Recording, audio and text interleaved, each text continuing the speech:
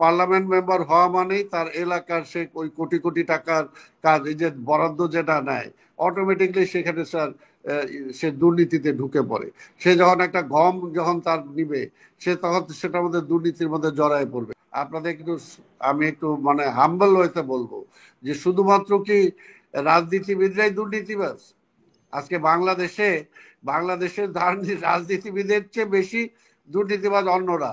তো এই দেশটাকে পরিচালনা করার জন্য রাজনৈতিক যে শক্তি, আমি তো মনে করি যে সব দিক দিয়ে বলেন আপনি, উত্তর দক্ষিণ পূর্ব পশ্চিম, সবগুলোকে যদি বিবেচনায় আনেন, বিবেচনায় আনলে কিন্তু বিএনপি ছাড়া কোনো বিকল্প নাই। আমি তো একমত। আর কথা হলো যে ধৈর্য ধারণ করতে হবে, ধৈর্য তো বিকল্প নাই। আরেকটা হলো সমালোচনা সহ্য করতে হবে। স্বাভাবিকভাবে বিএনপি সব কাজে যে একেবারে ভালো করছে বা সেটা নিয়ে প্রশ্ন নাই, এটা এটা তো আমার বলাটা কোনোভাবে ঠিক হবে না। কিন্তু বিষয়টা হলো যে আমার এই মুহূর্তে সবার জন্য বা দেশের জন্য, শুধু বিএনপির জন্য না, যে দেশের জন্য কোনটা মঙ্গলজনক সেটাকেই আমাকে বিবেচনা করতে হবে এবং সেই পথেই আমাকে হাঁটতে হবে।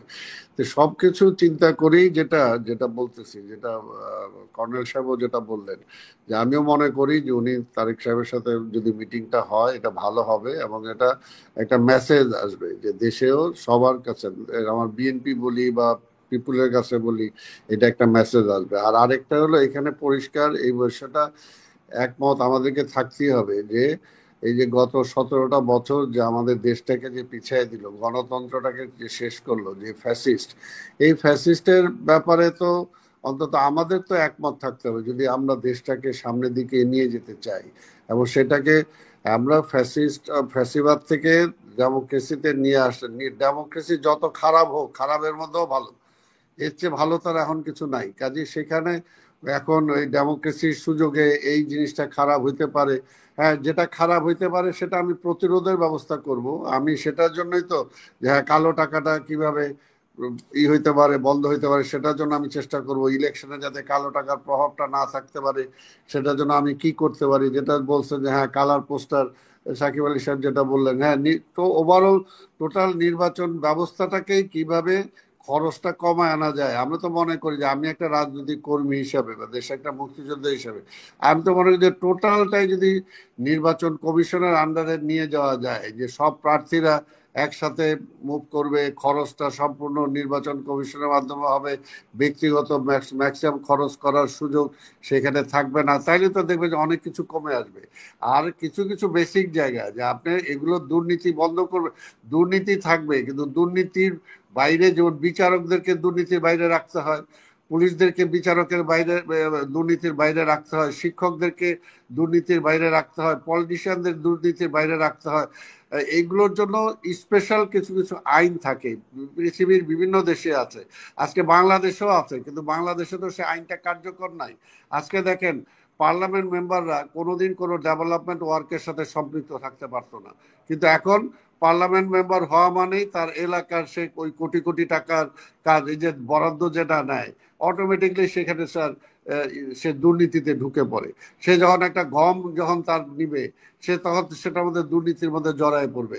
এটার জন্য এইগুলোকে আপনার সিস্টেম করতে হবে যাতে একটা পার্লামেন্ট মেম্বার যাতে কোনো ডেভেলপমেন্ট ওয়ার্কের সাথে সম্পৃক্ত হতে না পারে। ধরুন আমি তো ঢাকার ডেপুটি মেয়র ছিলাম, সেই সময় আমি দেখছি ঢাকার এমপিরা ঢাকা শহরে কমিশনার হইতো, কারণ এমপি হিসেবে তার কোনো একটা পয়সার অর্থনৈতিকভাবে বরাদ্দ বা কাজ করার কোনো সুযোগ ছিল না। কিন্তু এখন এই গত 17 বছরে বা এই সময়ের মধ্যে দেখা গেছে যে পার্লামেন্ট মেম্বার এখন সব ওই রাস্তা কি হবে, ওই ব্রিজ কি হবে, কালভার্ট কি হবে, কোথায় কার চাকরি কি, সব কিছু তার নিয়ন্ত্রণে নিয়ে, এবং সেখানে একটা মনিটরিং সিস্টেমের ব্যবস্থা চলে আসছে। তা আপনি এইগুলোকে বন্ধ করেন, তার মানে এই না যে আপনি গণতন্ত্রকে বন্ধ করতে হবে। আপনি এইগুলোকে বন্ধ করেন, সিস্টেম, আমি সিস্টেমই আমাকে চোর বানাবে, সিস্টেমে আমাকে চোর হওয়া থেকে আমাকে প্রতিহত করবে। তো সেটার জন্য সিস্টেমটা হলো মেইন। আর আইনের শাসনটা যদি আমি স্টাবলিশ করতে পারি, আইনের ঊর্ধ্বে, শেখ হাসিনা আইনের ঊর্ধ্বে চলে গেছিল, যে কারণে সে আইন টাইন কিছুই মানতো না, প্রধান বিচারপতিকে লাথি দিয়ে সে বিদায় করে দিছে, তাই না? অর্থাৎ এইটা পারবে না। এটা কখনোই সম্ভব যখন আপনি মনে করেন যে 5 বছর অন্তর অন্তর একটা একটা কেয়ারটেকার অধীনে একটা নির্বাচন হবে, তখনই কিন্তু অর্ধেক কমে আসবে। যে তাহলে আপনি জোর করে ক্ষমতায় যাইতেও পারবেন না, জোর করে হুম। ক্ষমতায় থাকার কোনো সুযোগও নাই। আপনাকে ইলেকশন ফেস করতে হবে। তা আপনি ধন্যবাদ। যদি ইলেকশন যখন ফেস করতে হবে, ইলেকশন চলাকালীন আপনি গ্যাসের দামও বাড়াবেন না, বিদ্যুতের দামও বাড়াবেন না। আর আপনার একেবারে বুক বুক ভরা নিয়ে আপনি সাহস নিয়ে বলবেন না যে আমার পিয়ন আজকে 400 কোটি টাকার মালিক হয়ে গেছে, সে হেলিকপ্টার দিয়ে ঘুরে বেড়ায়। তার মানে একটা প্রধানমন্ত্রী নিজে বলতেছে তারটা, তো তার মানে এটা কি যে সে নিজেও তাহলে সে করাপশন, তার পিয়ন যদি এটা করতে পারে তাহলে সে কি সেটার বাইরে? অর্থাৎ আপনি এই সিস্টেমগুলোকে যদি আমি চেঞ্জ করতে না পারি, গণমুখী করতে না পারি, সেটা তাহলে সেটা কোনোভাবেই সম্ভব না। আর আরেকটা যে এখানে আপনাদের একটু আমি একটু মানে হাম্বল হইতে বলবো যে শুধুমাত্র কি রাজনীতিবিদরাই দুর্নীতিবাজ? আজকে বাংলাদেশের রাজনীতিবিদের চেয়ে বেশি দুর্নীতিবাজ অন্যরা, যারা রাজনীতিবিদদেরকেও দুর্নীতিবাজ বানায়। তো কাজে আপনি সেই সমস্ত জায়গাগুলোতে চেক চেক করার ব্যবস্থা করেন। এগুলো করলেই তখন সব। আরেকটা পরিষ্কার কথা, এখানে বাংলাদেশকে দাঁড়াইতে হইলে অবশ্যই আমার প্রতিবেশী রাষ্ট্রের যে আধিপত্যবাদের যে থাবা, সেই থাবা থেকে আমার দেশকে রক্ষা করতে হবে। এবং বিএনপির ব্যাপারে বলি যে বিএনপি পরিষ্কার, বিএনপির জন্মই হয়েছে কিন্তু আধিপত্যবাদী শক্তির বিপক্ষে লড়াই করার জন্য। সেই 75 সালে জিয়া রহমানের আবির্ভাবই হয়েছে কিন্তু সেই কারণে। তো কাজে বিএনপি ওই রাজনীতির বাইরে যাওয়ার কোনো সুযোগ নাই। কেউ যদি কোথাও কোনো বলেও থাকে, সেটা তার ব্যক্তিগত মত হবে, কিন্তু বিএনপি কিন্তু সেই রাজনীতি করতে পারবে না, বা বা বিএনপি এটা সেই সুযোগ রাজনীতি নেই। করেও না। এটা অন্তত আমি একটা বিএনপির মানে কর্মী হিসাবে অন্তত এই কথাটা আমি বলতে পারি। তা আজকের আপনাদের দুজনকে আমি ধন্যবাদ জানাই। আমরা অবশ্যই আলোচনা হওয়া দরকার, এবং সবার মধ্যে যে সমস্ত ভুল ত্রুটিগুলো আছে সেগুলোকে সংশোধন করা দরকার। এগুলো একবারই হয়ে যাবে না, এগুলো যে 3 মাসে বা 6 মাসে হয়ে যাবে, বা পরবর্তী সরকারটা আসলে ওই সময় সব হয়ে যাবে, এটা আশা করলে কিন্তু তখন আমরা হোঁচট খাবো। অর্থাৎ এটাকে আমরা একটা প্রসেসে আনতে হবে। আমরা একটা প্রসেসে আনি। দীর্ঘ 17টা বছর সবগুলো প্রতিষ্ঠান ধ্বংস হয়ে গেছে, আমাদের মোরালিটি শেষ হয়ে গেছে, আমরা সবাই করাপ্ট হয়ে গেছি। আজকে সত্য কথা কেউ বলতে পারে নাই। আজকে চাকরি রক্ষার জন্য, ব্যবসা জি। রক্ষা করার জন্য, মুখের কথা। হুম, নিজের স্যার। বেনিফিটের জন্য সবাই যার যার মোরালিটিকে শেষ করে দিছে আমরা। কাজে এটাকে ফিরে আনতে হলে আমাদের টোটাল একটা কালচারাল একটা রেভলিউশন দরকার আমাদের সবার মধ্যে, দেশের মধ্যে। কাজে সব কিছু মিলেই এটা কিন্তু সব যৌথভাবে যদি আমরা চেষ্টা না করি, তাহলে সেটা এককভাবে বিএনপির পক্ষেও সম্ভব হবে না, অন্য কারোর সপক্ষে সম্ভব হবে না। সেটা সবার জন্য প্রচেষ্টা লাগবে। হ্যাঁ, বিএনপি ছিল, আগে কি ভুল করছে সব সামনে যাতে সেই ভুলগুলো না করে, সেটার জন্য বিএনপিকে আপনারা সমালোচনা করবেন, সেটা বলবেন যে ভবিষ্যতে যাতে এগুলো না হয়।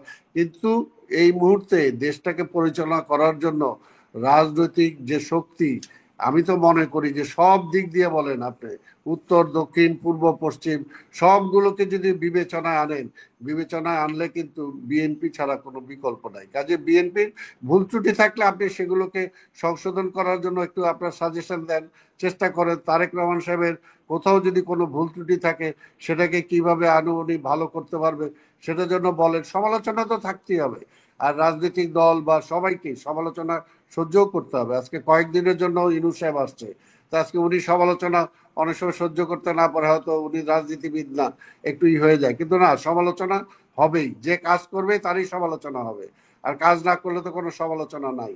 তো সেই কারণে বলবো যে আজকে দুর্নীতির ঊর্ধ্বে দেশটাকে আনতে হবে।